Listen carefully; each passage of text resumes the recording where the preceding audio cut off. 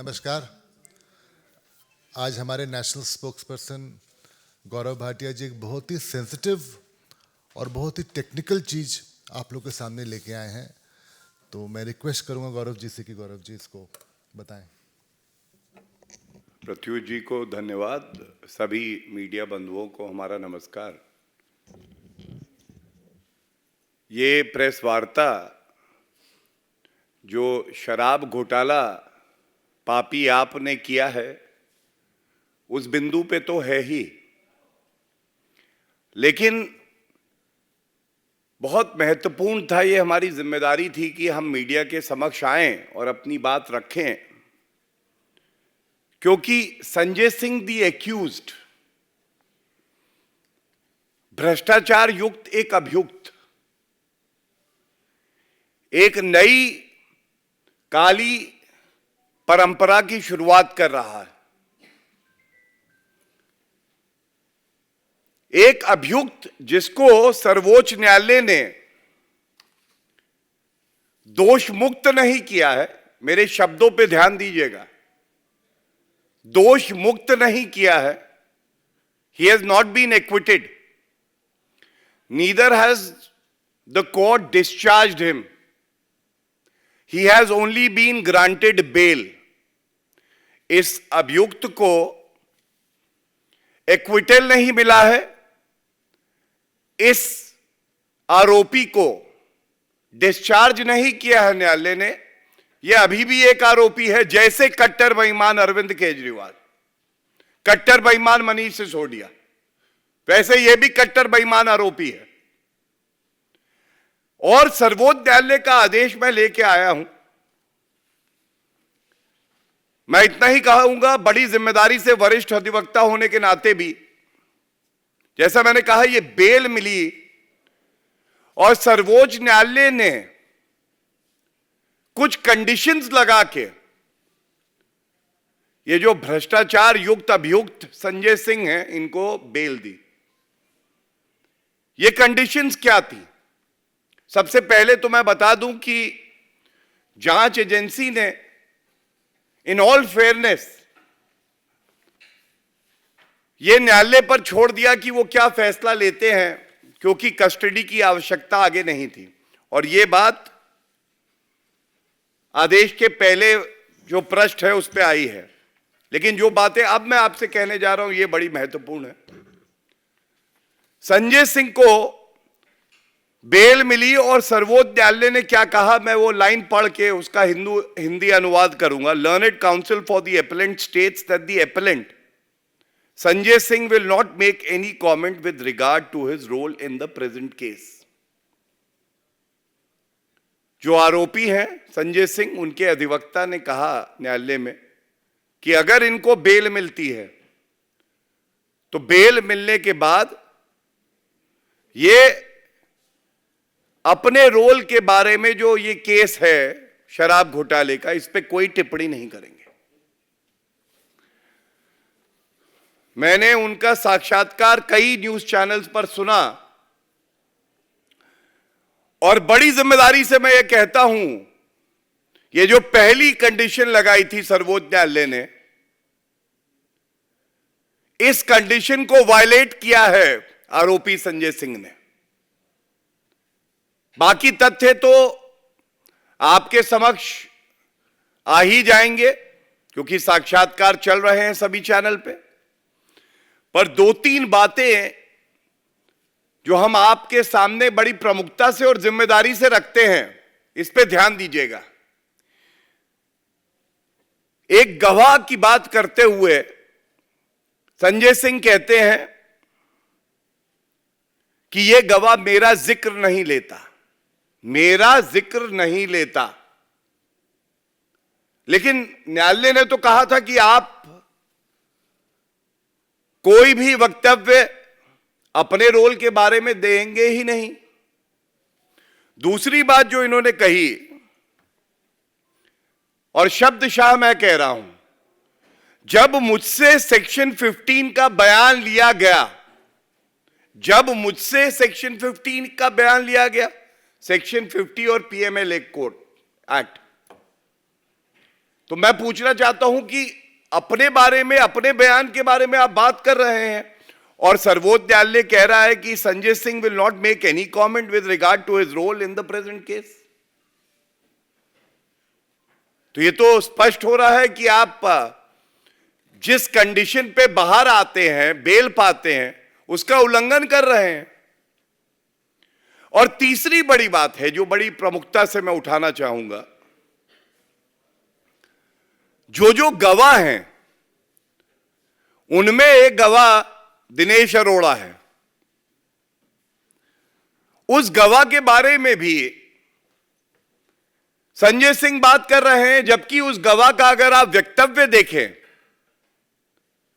तो वो वक्तव्य संजय सिंह के बारे में भी था।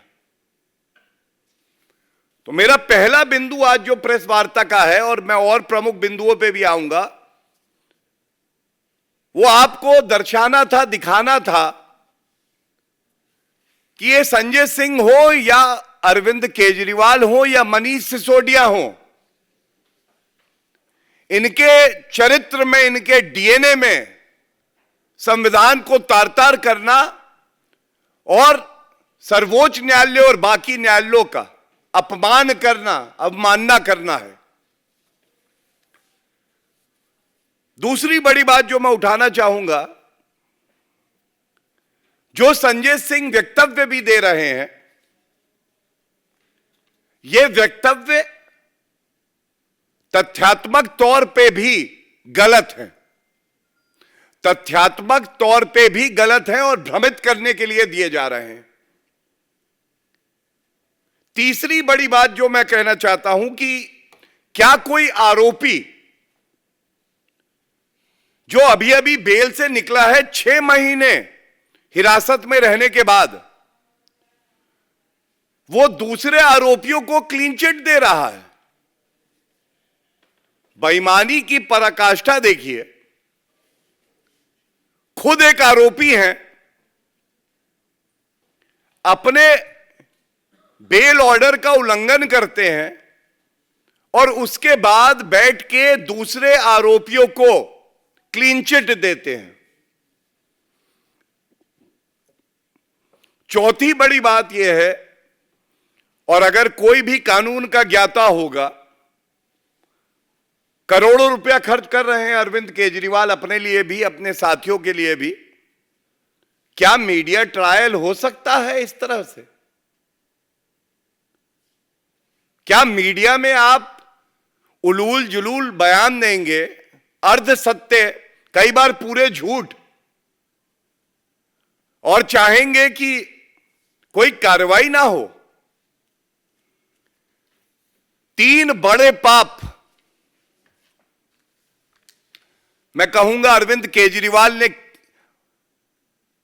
संजय सिंह से करवाए हैं। सबसे पहले तो मैंने बताया, न्यायपालिका पे उंगली उठाना और यह कहना कि शराब घोटाला है ही नहीं। आप कौन होते हैं संजय सिंह? आप तो अभियुक्त हैं। न्यायपालिका इस मामले को निरस्त नहीं करती है, मनीष सिसोदिया को बेल नहीं मिलती है, अरविंद केजरीवाल जेल की सलाखों के पीछे हैं, और एक आरोपी कहता है कि कोई शराब घोटाला नहीं हुआ है। तो यह तो महापाप है। दूसरा महापाप, बेल पे बाहर आने के बाद मीडिया ट्रायल करना और झूठ फैलाना है। और तीसरा, जिसपे कानूनी तौर पे मैं ये कह सकता हूं कि सर्वोच्च न्यायालय के आदेश की मर्यादा को नहीं रखा है संजय सिंह ने, और तार-तार कर दिया है जो इस आदेश की भावना थी मूल। इसके परिणाम होंगे,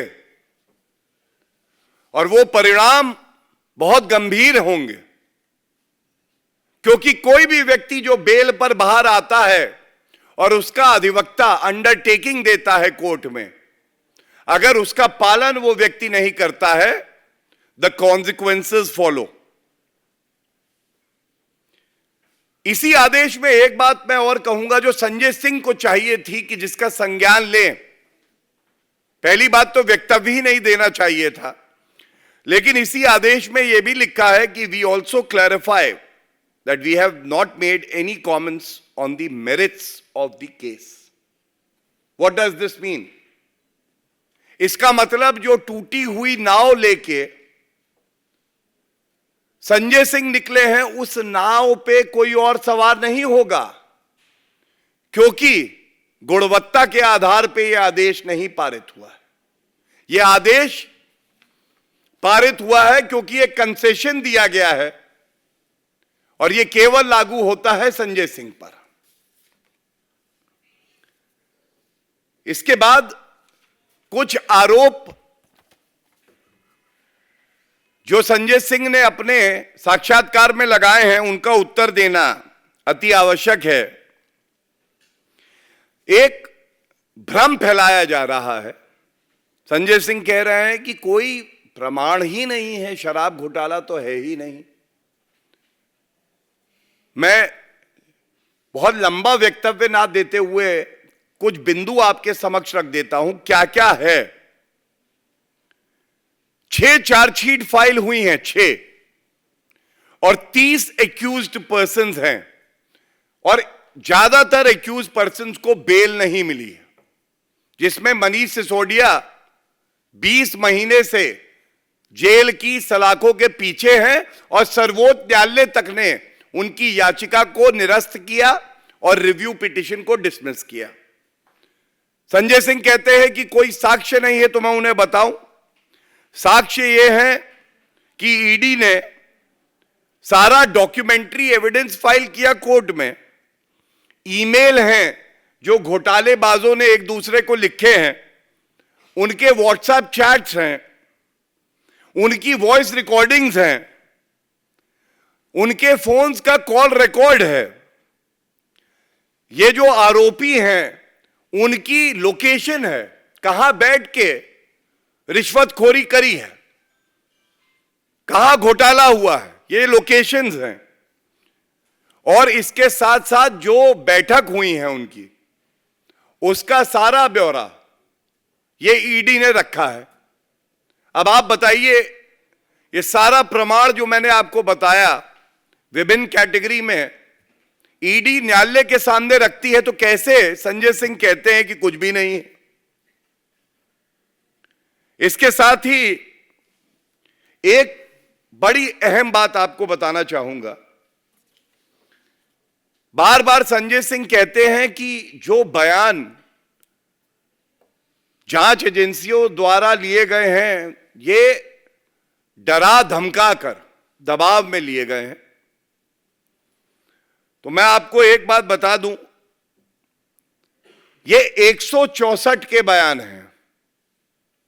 अगर आप क्रिमिनल प्रोसीजर कोड समझे तो एक बयान होता है जो पुलिस के सामने लिया जाता है, इसमें कोई एविडेंटरी वैल्यू नहीं होती है, कोरॉबरेट जरूर हो सकता है। 164 का बयान क्या है? 164 का बयान यह होता है कि व्यक्ति को मजिस्ट्रेट के सामने ले जाया जाता है। मजिस्ट्रेट कहता है कि इस व्यक्ति के अलावा कोई इस कमरे में नहीं रहेगा। उसके बाद उससे बातचीत करता है, उससे एक सवाल पूछा जाता है, क्या आपको किसी ने डराया है, धमकाया है, दबाव बनाया है, या आप अपनी मर्जी से यह बयान दे रहे हैं? और 164 का जो बयान होता है, कानून की नजरों में इसकी बहुत अहमियत होती है, क्योंकि तमाम बार ऐसा होता है कि अगर किसी व्यक्ति पे दबाव भी बनाया हो तो मजिस्ट्रेट के सामने वो कहता है कि मुझ पे दबाव है, ये बयान में नहीं देना चाहता, और वो बयान नहीं होता। लेकिन यहां पर ये जो बयान दर्ज हुए हैं, जिनका जिक्र संजय सिंह कर रहे हैं, ये जो व्यक्ति हैं जिन्होंने ये बयान दिया है, अप्रूवर भी हैं उसमें, उन्होंने कहा कि स्वेच्छा से, बिना दबाव के हम ये बयान दे रहे हैं। और जो मजिस्ट्रेट है जिसके सामने ये बयान होता है, उसने जब सुनिश्चित कर लिया कि ये बयान स्वेच्छा से है, उसके बाद ये बयान रिकॉर्ड हुए। और सबसे बड़ी बात जो 164 के बयान की है, कानूनी तौर पे मैं आपको बता रहा हूं, it is admissible in law. आप इसको प्रमाण मान सकते हैं। ये बड़ी बात है 164 के बयान की। तो ये जो दूसरा भ्रम फैलाया है, मैंने इसीलिए आपके समक्ष में ये तथ्य रखे, क्योंकि ये चाहते हैं हर जगह फैला दो रायता, क्योंकि कोई नहीं कर रहा इनकी सहायता। ये जानते हैं चोरी की है, हथकड़ी लगी है, अभी पाई पाई वसूली जाएगी। और ये सारे बिंदु जो मैंने आपके समक्ष रखे हैं, एक बात मैं बड़ी जिम्मेदारी से कहता हूं, आम आदमी पार्टी और उनके नेता कट्टर बेईमान हैं, और जिस तरह से वो कानून की अनदेखी कर रहे हैं, ऐसा प्रतीत होता है कि संजय सिंह फावड़ा लेके कब्र खोदने के लिए निकले हैं, और उस कब्र में वो चाहते हैं कि मैं राजनीतिक कब्र खोदूं। अरविंद केजरीवाल, मनीष सिसोदिया और संजय सिंह स्वयं तीनों अगल बगल लेटे हो। इसके बहुत गंभीर परिणाम होने वाले हैं। हमारी जिम्मेदारी थी कि एक जिम्मेदार राष्ट्रीय पार्टी होने के नाते राजनीतिक पहलू, नैतिक पहलू और विधिक पहलू आपके समक्ष रखें, और अब आगे आगे देखिए होता है क्या। धन्यवाद। कोई प्रश्न हो तो जरूर। आपने कहा कि जो टर्म्स कंडीशन थे जिसके आधार पर उनको बेल हुई संजय सिंह को, उसका ये क्लियर कट वायलेशन है, तो क्या एज अ पार्टी आप लोग डिमांड करेंगे कि उनकी बेल कैंसिल हो? देखिए, हर किसी की एक भूमिका होती है, और जो क्रिमिनल केस होता है वो जांच एजेंसी और जो अभियुक्त होते हैं उनके बीच में होता है। तो जो जांच एजेंसियां हैं वो अपना कार्य करेंगी, लेकिन एक पहलू बड़ा महत्वपूर्ण है, वो है न्यायालय का। न्यायालय ने आपको बेल दी, और आप उस बेल को जो कंडीशंस हैं वायलेट करते हैं, तो न्यायालय स्यो मोटो भी हस्तक्षेप हो सकता है करे। मैं इस पे कोई टिप्पणी इसलिए नहीं करना चाहता क्योंकि ये बहुत ही संवेदनशील मामला है, बहुत ही गंभीर मामला है। लेकिन जितना मुझे तजुर्बा है कानून का, मैं एक बात जरूर कह सकता हूं, इससे ज्यादा गंभीर कुछ नहीं हो सकता है कि एक आरोपी न्यायालय के आदेश का उल्लंघन करे, एक मीडिया ट्रायल करे, दो अभियुक्त हो के दूसरे अभियुक्तों को क्लीन चिट दे। तो ये जो महापाप किए हैं, इसका कुछ ना कुछ परिणाम जरूर होगा।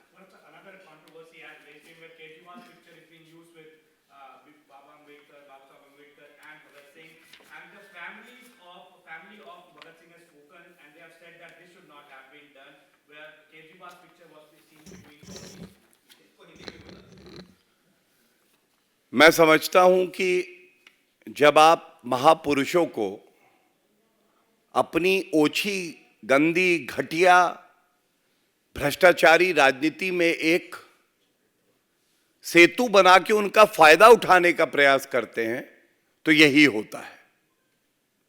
और जनता तो ये कह रही है कि केजरीवाल की तस्वीर अगर किसी के साथ होनी चाहिए तो जो सबसे बड़े भ्रष्टाचारी हों उनके साथ होनी चाहिए, और उनका गुरु कोई होगा तो वो भी अरविंद केजरीवाल होगा। उन्होंने अपने गुरु अन्ना हजारे जी को नहीं छोड़ा। वो सरदार पटेल जो महापुरुष रहे, भगत सिंह जी, डॉक्टर अंबेडकर, इनका नाम लेके अपनी राजनीति को आगे बढ़ा रहे हैं।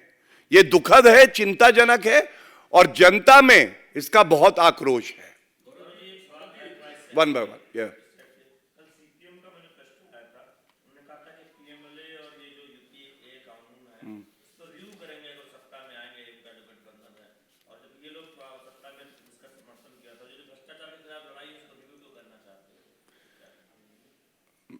हमेशा से भारतीय जनता पार्टी ये कहती है, स्वयं आदरणीय प्रधानमंत्री श्री नरेंद्र मोदी जी ने कल एक रैली में कहा, तीसरी बार भी देश के प्रधानमंत्री श्री नरेंद्र मोदी जी ही बनेंगे। भ्रष्टाचार के खिलाफ जो लड़ाई है ये और पुरजोर तरीके से लड़ी जाएगी और इसीलिए जो भ्रष्टाचारियों का एक ठगबंधन है ये डरा हुआ है, कांप रहा है। ना इनकी आने वाली हैं सीटें, ना ये कोई कार्य करना चाहते हैं, ये केवल वक्तव्य के महारथी हैं और परिणाम आने दीजिए। जनता नरेंद्र मोदी जी को आशीर्वाद दे रही है और भ्रष्टाचार को समाप्त करना ही हमारी प्रतिबद्धता है, हमारा लक्ष्य है। गौरव जी, कांग्रेस ने मैनिफेस्टो में दो बातें बोली। एक तो ये कि जो लोग टर्नकोट्स हो गए, जो बीजेपी चले गए, जिनके केसेस बंद हो गए, जब कांग्रेस सरकार में आएगी उनके केसेस दोबारा खोलेंगे। तो आपको लगता है ओपन थ्रेट है कांग्रेस का बीजेपी को? और दूसरा, उन्होंने कहा इलेक्टोरल बॉन्ड्स टैक्स जितनी भी स्कीमों को खारिज किया गया उसको वो रिवाइव करना है। देखिए, कांग्रेस का मैनिफेस्टो अगर आप देखें तो ऐसा लग रहा है कि या तो जॉर्ज सोरोस के ऑफिस में बना है या कैम्ब्रिज एनालिटिका ने बना के भेज दिया और वो लोग पढ़ भी नहीं पाए उसे। मैं इतना ही कहूंगा, जो मुद्दे हैं जिस पे आपने भारतीय जनता पार्टी का विरोध किया, कम समय में थोड़ा अध्ययन मैंने किया। अनुच्छेद 370 का संशोधन हुआ, विरोध किया कांग्रेस पार्टी ने, सीडब्ल्यूसी का रेजोल्यूशन है, लेकिन उनके मैनिफेस्टो में कोई जिक्र नहीं है। जनता जानना चाहती है, बहाल करेगी कांग्रेस या भारतीय जनता पार्टी की नरेंद्र मोदी जी की सरकार ने ठीक किया? सीए पे विरोध करते हैं, सीए पे कोई जिक्र नहीं है उनके मैनिफेस्टो पे। यूनिफॉर्म सिविल कोड का विरोध किया, यह सवाल पूछता हूं इस मंच से, यूनिफॉर्म सिविल कोड पे क्या मत है कांग्रेस पार्टी का? जनता जानना चाहती है। ट्रिपल तलाक एक अपराध बना, कांग्रेस ने बहुत वोट बैंक की राजनीति करने के लिए विरोध किया, लेकिन अपने मैनिफेस्टो में तो कुछ कहा ही नहीं। ये जो महाठग है ना कांग्रेस पार्टी, इनका चरित्र, इनका डीएनए ही यही है। ये एक कंफ्यूज्ड पार्टी है, एक केओटिक नेता द्वारा जो चलाई जा रही है। इनको खुद नहीं पता है कि ये कहां बढ़ रहे हैं और जो बयान इनकी तरफ से आ रहे हैं, महिला विरोधी, हिंदू विरोधी, युवा विरोधी, वो दर्शाता है कि कांग्रेस पार्टी का ये दौर उनके मानसिक दिवालियापन का दौर है। मेरा एक सवाल है गौरव जी अलग से। अभी कर्नाटक के गृह मंत्री हैं जी परमेश्वर, उन्होंने न्यूज़ 18 से बातचीत की। उन्होंने फिर एक बार फिर से पुलवामा का मामला दोहराया कि पुलवामा, उनको शक है कि केंद्र सरकार के इशारे पे कांग्रेस पर विश्वास करना चाहिए।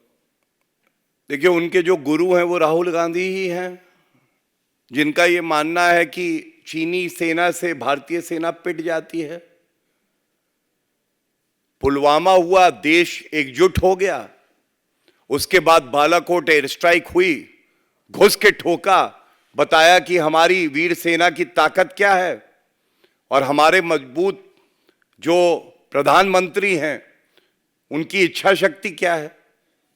दूसरी तरफ ये जहरीली सोच जो देश को बांट रही है और राष्ट्रीय सुरक्षा के मुद्दों पर भी ये भारत की जनता, भारत की सेना और भारत की सरकार के साथ खड़ी नहीं हो पाती है। मैं यही कहूंगा, इससे ज्यादा दुर्भाग्यपूर्ण कुछ नहीं हो सकता। Thank you everyone.